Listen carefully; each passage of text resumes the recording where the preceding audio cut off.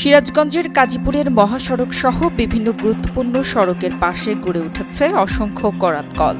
আর এসব কলের মালিকরা নিয়ম নীতির তোয়াক্কা না করে সড়কের নির্দিষ্ট একটি অংশ দখল করে রাখছে শত শত কাঠ ও গাছের গুঁড়ি।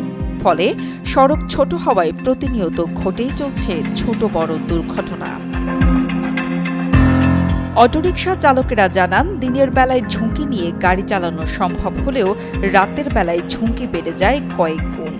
রাস্তার পাশে অবৈধভাবে স্তূপ করে রাখা গাছের গুঁড়ি ও কাঠের স্তূপের কারণে প্রায় যানবাহনের নিয়ন্ত্রণ হারিয়ে দুর্ঘটনার সম্মুখীন হতে হয়।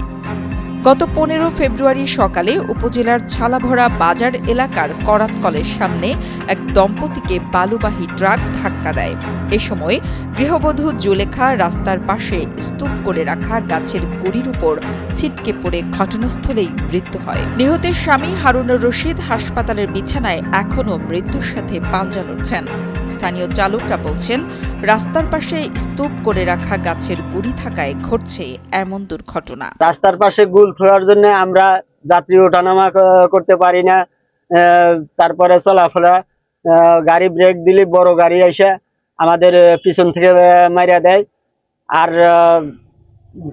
চলাফেরা যাতায়াত খুবই সমস্যা হয়। আমাদের সমস্যা হয় যেমন 3 হ্যান্ড গাড়ি একসাথে হয়, তখন আমারও অসুবিধা হয়। তারপর 2 হ্যান্ডের হয় সেরকম অসুবিধা হয়। তারপর গাড়ি বাজা পারে, এই তো অসুবিধা। আবার থেকে অ্যাক্সিডেন্ট হয়, তখন আবার আমাদের এই হারে মানে আমাদের ধরে ঠেকাইতো।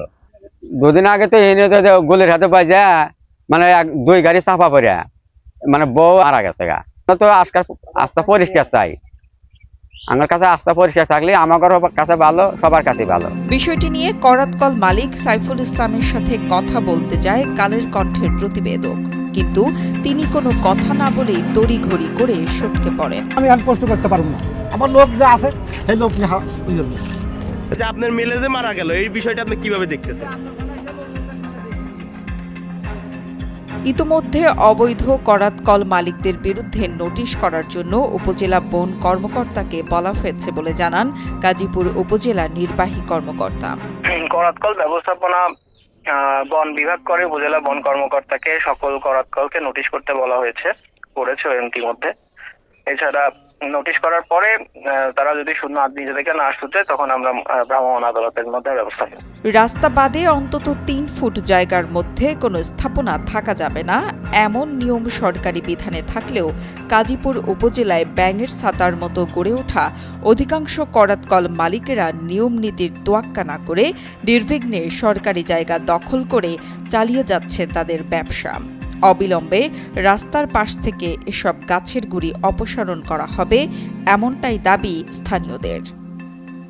নুসরাত জাহান কলি, কালের কণ্ঠ।